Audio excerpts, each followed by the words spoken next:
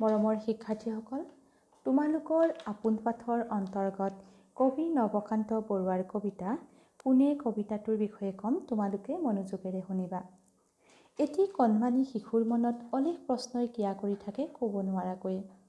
এই পৃথিৱীখন কোনে সৃষ্টি কৰিলে, আকাশখন কিয় নীলা, চৰাই কিয় উৰি ফুৰে আদি অলেখ প্ৰশ্নই সিহঁতৰ অকণমানি মনটোত অগা-দেৱা কৰি থাকে। তেনে এটি শিশুৰ মনত উদয় হোৱা প্ৰশ্নকে কবিতাটোত প্ৰকাশ কৰিছে কবি নৱকান্ত বৰুৱাই। কবিতাটোত কণমানিটোৰ মনত উদয় হোৱা প্ৰশ্নবোৰ এনেধৰণৰ: ঘৰবোৰ আৰু চকীমেজবোৰ মিস্ত্ৰীয়ে সাজে বুলি কণমানিটোৱে জানে, কিন্তু তৰাকি দিয়া ধুনীয়া আকাশখন বাৰু কোনে সাজে? আকৌ চোলাবোৰ দেউতাকে বজাৰৰ পৰা আনি দিয়ে ঠিকেই, কিন্তু ফুলবোৰে ৰঙা নীলা চোলাবোৰ ক'ত পায়?